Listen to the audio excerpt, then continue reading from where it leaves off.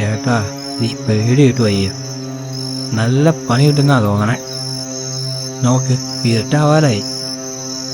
അടുത്തും ഒരു വീടൊന്നും കാണാനുമില്ല.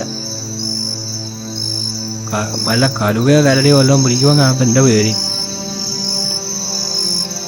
അനിയാ അതന്നെ ഞാനും ചിന്തിച്ചുകൊണ്ടിരുന്നത്.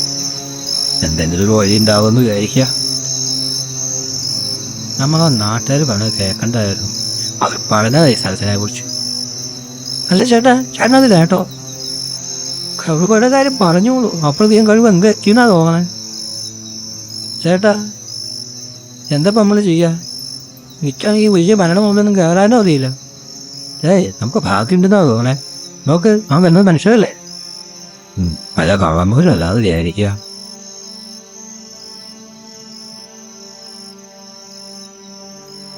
അതാ അതിൻ്റെ ശരി. കടുവയാണ് കവന്മാരെക്കാളും ഭയം.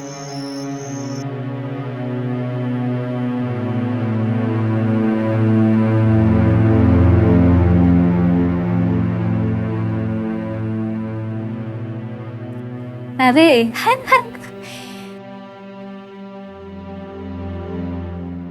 മുറുക്കണ്ടോര്. ഓ സംശയം എന്താ? ഇതെടുത്തോ.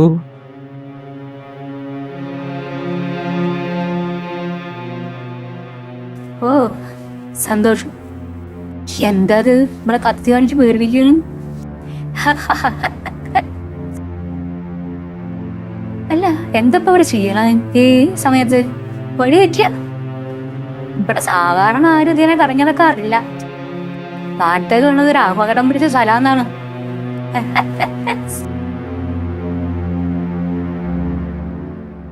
അതെ അതെ, വഴി തെറ്റിയതെന്ന് തന്നെ പറയാം. ഞങ്ങൾ തീർത്ഥയാത്രയും കഴിഞ്ഞ് ദൂരേന്ന് വരികയാണ്. ഇപ്പൊ വീട്ടിലേക്ക് തിരിച്ചു പോവാണ്. ഇവിടെ അടുത്ത് എവിടെയെങ്കിലും താമസിക്കാൻ പറ്റിയ സ്ഥലം കണ്ടോണ്ടോ? എനിക്കാണെങ്കിൽ കാല് വേദനിച്ചിട്ട് പോയി. എപ്പോഴെങ്കിലും ഒന്ന് കിടന്നാ മതിയാകും. അതൊരു പ്രശ്നമൊന്നുമല്ല. നമ്മുടെ വീട്ടിൽ താമസിക്കാലോ. അത്ര വലിയ വീടൊന്നുമല്ല. പക്ഷെ കടുവയെ പോലെയൊന്നും പിടിച്ചായിരിക്കാൻ മധുരമുണ്ട്. വലിയ ഉപകാരം. നിങ്ങൾ ബുദ്ധിമുട്ടാവില്ലായിരിക്കും അല്ലേ? അങ്ങനെയൊന്നുമില്ല. അല്ലേലും ഒന്നേ രണ്ടാതെ ഞങ്ങൾ എങ്ങനെ ഇവിടെ ഇട്ടിട്ട് പോയി രാത്രി. അനുസരിച്ച് ഭക്ഷണമൊക്കെ ഉണ്ടാക്കാനോ സൗകര്യമുണ്ട്. ഓ സന്തോഷമുണ്ട്. പക്ഷെ ഞങ്ങൾ ആഹാരം കഴിച്ചതാണ് കേട്ടോ. എവിടെയെങ്കിലും ഒന്ന് കിടന്നാ മതി. എന്നാ പിന്നെ എന്തിനാ താമസിക്കണ? പോരൂ.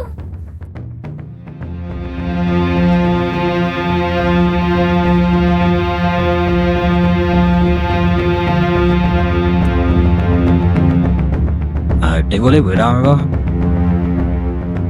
നിങ്ങൾ ഒറ്റയ്ക്ക് താമസം? പിന്നെ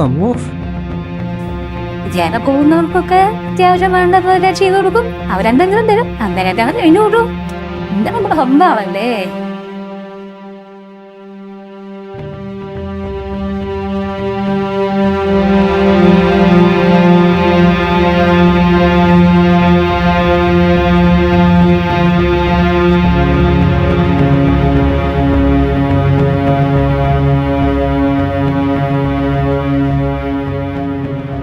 ചെറിയൊക്കെ റൂം കാണിച്ചു കൊടുക്ക. എന്താ വരൂ കേട്ടോ, ഞാൻ റൂം കാണിച്ചുതരാം. എനിക്ക് സത്യത്തിൽ എന്താ പറയണ്ടേന്നറിയില്ല. ഇത്ര അപകടത്തിൽ അങ്ങനെയൊക്കെ പറയാനുണ്ടോ? അല്ല കാല് വേണ്ടതല്ലേ പറയാ. ഞാൻ തിരുമ്പി തരാം.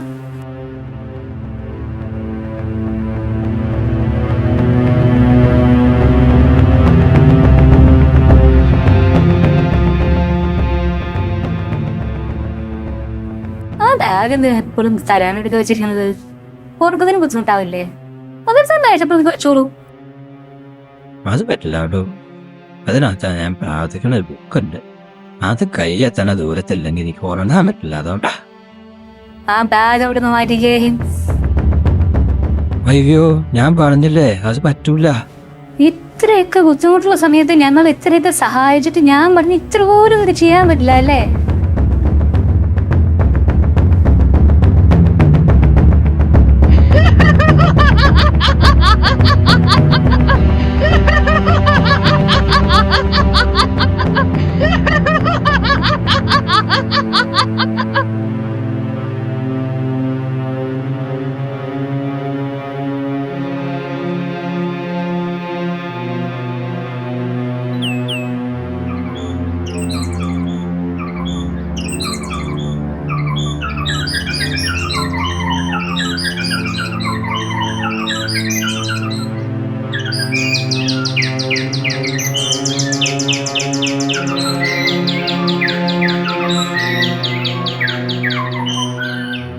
അമ്മച്ചിയെ ഞാനിപ്പോ എവിടെയാണ്? എന്താ ഉണ്ടായ അവിടെ? ഞാൻ എന്നല്ലേ ഇവിടെ എത്തിയത്? അനിയനവിടെ പോയി.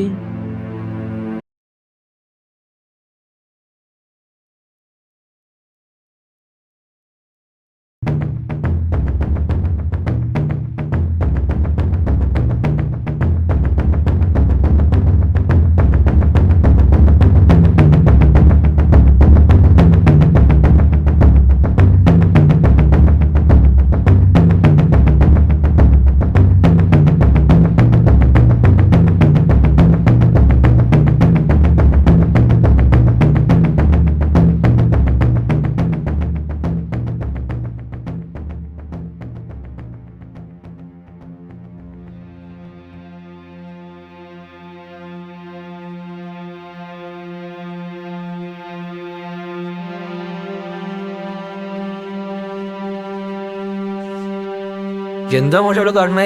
എന്റെ അമ്മച്ചി എന്തുട്ടത്? ആരാത്? നിങ്ങ മോൾ ആരും പറഞ്ഞില്ലേ ഇവിടുത്തെ പ്രശ്നമുള്ള സ്ഥലമാണെന്ന്? ഓ, നിങ്ങൾ അവരുടെ ട്രാപ്പിൽ ഉണ്ടാവൂലേ? അതെ അതെ, അതെന്നെ ഉണ്ടായത്. അവളോട് പറഞ്ഞതാണ്. നിങ്ങൾ ഇങ്ങനെ അവിടുന്ന് രക്ഷപ്പെട്ട്? എന്റെ പ്രാർത്ഥനാ പുസ്തകം കയ്യിലുണ്ടായിരുന്നു, അതുകൊണ്ട് അവൾക്ക് എന്നെ തൊടാൻ പറ്റിയില്ലെന്നാ തോന്നണേ. ആരാത്? അതെന്റെ കൂട്ടുകാരനാണ്. ആരാണിച്ചാലും വേദം സ്ഥലം വിട്ടോളൂ. എനിക്കിപ്പോ എന്താ ചെയ്യേണ്ടതെന്ന് അറിയാത്ത. എന്റെ കല്യാണം കഴിഞ്ഞിട്ട് കുറച്ച് വർഷമായിട്ടുള്ളൂ. ആ കുട്ടി കാണിച്ചാൽ വിശേഷമായിട്ടിരിക്കുകയാണ്. എന്തായാലും ഇനി പോന്നും ചെയ്യാൻ പറ്റില്ലല്ലോ. വേദം സ്ഥലം വിട്ടോളൂ.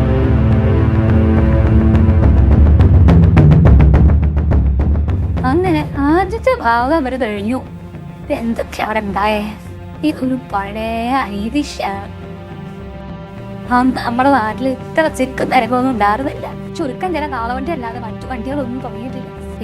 എല്ലായിടവും കടുവയും മുരി നിറഞ്ഞ കാടോട് കാട് തന്നെ. ആണുങ്ങളും പെണ്ണുങ്ങളും മുടി നീട്ടി വാസും മുടി വട്ടണ പരിപാടിയൊന്നും ഉണ്ടായിരുന്നില്ല. മിക്കവാറും സൈഡിൽ കെട്ടി വയ്ക്കും, ഇല്ലെങ്കിൽ പുറകെ കെട്ടി വയ്ക്കും. തീർച്ചയായിട്ടും പോണ ഒരു മാസം വളരെ ദൂരം നടക്കും. പക്ഷെ നാട്ടുകാരും വളരെ സ്നേഹമായിട്ട് ശരിയുണ്ടോ. ഭക്ഷണവും താമസവും ഒക്കെ ഫ്രീ ആയിട്ട് തന്നെ കൊടുക്കാറുണ്ട്. അതിഥികള് ദൈവത്തിനെ പോലെ കരുതിയിരുന്നു. മിക്കവാറും എല്ലാവരും എന്നും തന്നെ വെള്ള വസ്ത്രങ്ങളാണ് ധരിച്ചിരുന്നത്. ചിലപ്പോ വല്ല പരിപാടികൾക്കോ അല്ലെങ്കിൽ വല്ല ഉത്സവത്തിനോ കുറവ് എന്തെങ്കിലും ഇടുമായിരിക്കും. ഇത്ര മിക്കവാറും എല്ലാവരും മുറുക്കുമായിരുന്നു. രണ്ടാള് കണ്ടാൽ മുറുക്കാൻ ചോദിക്കുക എന്നുള്ളത് ഒരു സുഹൃബന്ധത്തിന്റെ തുടക്കമായിട്ടാണ് കരുതിയിരുന്നത്. ഞാൻ ഈ കഥ വായിച്ചത് കൊട്ടാരത്തിൽ ശങ്കണ്ണയുടെ കഥാസമാഹാരത്തിൽ നിന്നാണ്. അദ്ദേഹം നമ്മുടെ ചരിത്രം ഐതിഹ്യ രൂപത്തിൽ നമുക്ക് പറഞ്ഞു തന്ന മഹാത്മാവാണ്. അന്നത്തെ ജീവിത രീതി എങ്ങനെയാണെന്ന് അറിയാൻ അദ്ദേഹത്തിന്റെ കഥ വായിച്ചാൽ നമുക്ക് സാധിക്കും. ഒരു ബുദ്ധിമാൻ ആരാന്ന് എനിക്കറിയില്ല. ഈ കഥ എഴുതിയ ആള് എന്റെ വിശ്വാസം സ്ത്രീകളെ സുരക്ഷിതരാക്കാൻ വേണ്ടി എഴുതിയ ഒരു കഥയാണിതെന്നാണ്. ഈ യക്ഷി എന്നുള്ള കഥാപാത്രം ശരിയായ ഒരു സ്ത്രീയുടെ രൂപത്തിൽ മനുഷ്യരെ പിടിച്ച് ചിന്താൻ നടക്കുന്ന ഒരു ഭൂതം. വളരെ ബുദ്ധിപരമായിട്ട് എഴുതപ്പെട്ട ഒരു കഥാപാത്രമാണ്. ഉദാഹരണത്തിന്, ഒരു വ്യക്തി യക്ഷിക്കഥകളാൽ പ്രസിദ്ധമായ ഒരു സ്ഥലത്ത് സന്ധ്യയ്ക്ക് ശേഷം എത്തിപ്പെടുന്നു എന്ന് വിചാരിക്കുക. നല്ല സുന്ദരിയായിട്ടുള്ള ഒരു സ്ത്രീ അയാളുടെ നേരെ വരുന്നു, അല്ലെങ്കിൽ അയാൾ അവരുടെ നേരെ മോശമായ രീതിയോടുകൂടി സമീപിക്കുന്നു. അപ്പോഴാണ് ഈ വിദ്വാൻ ഈ കഥ ഓർക്കുന്നത്. അപ്പൊ പുള്ളി ആദ്യം ശ്രദ്ധിക്കുക ഈ സ്ത്രീയുടെ നീണ്ട മുടിയാണ്, പിന്നെ വെളുത്ത വസ്ത്രം. അത് കഴിഞ്ഞ് മുറുകാനോടെ ചോദിക്കുമ്പോൾ ഈ വിദ്വാൻ ഓടിയ വഴി ഒരു പാട്ടില്ല. എന്താണ്? ഇതൊക്കെ തന്നെയാണ് യക്ഷിയുടെ ലക്ഷണമായിട്ട് പറഞ്ഞു വെച്ചിരിക്കുന്നത്. ഇതിലും നല്ല സ്ത്രീ സുരക്ഷയ്ക്കുള്ള ഒരു കഥ എവിടുന്ന് കിട്ടാനാ? ഇനി ഈ യക്ഷിയും യക്ഷിപ്പാലയും പനയും തമ്മിലുള്ള ബന്ധം എന്താണെന്ന് അതൊന്ന് നോക്കാം. അതിന് ഏഴിലം പാല, യക്ഷിപ്പാല, പിന്നെ സായിപ്പന്മാർ അതിന് ഡെവിൾശ്രീ എന്നാണ് പറയുക. ഇതുപോലൊക്കെയാണ് ഇതിലെ യക്ഷി താമസിച്ചിരുന്നത്. പനന്തേക എന്ന് പറയുന്നത് തേങ്ങയായിട്ട് വളരെ വ്യത്യസ്തമാണ്. അത് വാരുന്നത് കൊലയായിട്ടാണ്. അതിന്റെ തണ്ടിനാണെങ്കിൽ വലിയ ബലമൊന്നുമില്ല. അതിന് അടിയിൽ കൂടെ നടക്കുന്നവരുടെ തലയിൽ അത് വീണ അവരാവാനുള്ള ചാൻസും വളരെ കൂടുതലാണ്. എള്ളുമ്പാല ഇതിലും അപകടകാരിയാണ്. അതിന്റെ പൂവ് നല്ല മണമാണ്. എന്താ വെച്ചാ അത് പുറത്തേക്ക് വിടുന്നത് കാർബൺ മോണോക്സൈഡാണ്. അടിയിൽ ഒരു രാത്രി ഇരുന്ന ആൾ കെട്ടിപ്പോവും. ഈ കഥകളിൽ മനുഷ്യരുടെ ജീവനെ രക്ഷിക്കാനായി ഉണ്ടാക്കിയ കഥകളാണ്. നമ്മളൊക്കെ ഉപദേശങ്ങൾ കേൾക്കാൻ ഭയങ്കര മടിയാണ്. അന്നേരം കഥ വളരെ എഫക്റ്റീവാണ്. ഓക്കെ, വീണ്ടും കാണാം. നമസ്കാരം.